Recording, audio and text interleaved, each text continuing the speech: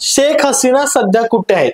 वर्षभरापूर्वी बांगलादेशमध्ये राजकीय उलथापालथ झाली आणि शेख हसीना यांनी सत्ता गमावली. आणि बरोबर एका वर्षापूर्वी म्हणजेच 5 ऑगस्ट 2024 रोजी बांगलादेशमध्ये एक मोठा राजकीय भूकंप झाला. सरकारी नोकऱ्यांमधील कोट्याविरोधात सुरू असलेल्या विद्यार्थी आंदोलनाने हिंसक वळण घेतले. परिस्थिती नियंत्रणाबाहेर गेल्यामुळे तत्कालीन पंतप्रधान शेख हसीना यांना राजीनामा देऊन भारतात आश्रय घ्यावा लागला.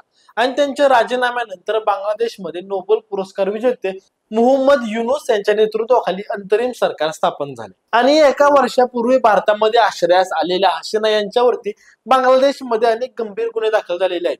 त्यांच्यावरती मानवाधिकारांचे उल्लंघन, भ्रष्टाचार आणि क्रूरतेचे आरोप ठेवले गेले आहेत. बांगलादेशच्या अंतरिम सरकारने हसीना यांच्या प्रत्यार्पणाची मागणी भारताकडे केलेली आहे, पण भारताने अजून यावरती कोणतीही ठोस भूमिका घेतलेली नाही. पण या प्रकरणामुळे दोन्ही देशातील संबंधांमध्ये थोडा ताण निर्माण झालेला आहे.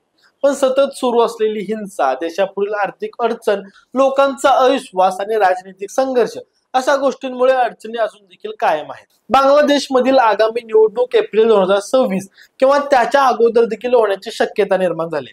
आता प्रश्न हा आहे की शेख हसीना यांच्या पुढे नेमके काय होणार? त्यांना बांगलादेशमध्ये परत आणले जाईल की त्यांना भारतातच राहावे लागणार? येणाऱ्या काळामध्ये भारत आणि बांगलादेशच्या संबंधावरती याचा नेमका काय परिणाम होतील याचं नेमकं भाष्य करता येईल. माहिती देणारा व्हिडिओ लाईक करा आणि आमच्या स्पीड चॅनल नक्की सबस्क्राईब करा. धन्यवाद.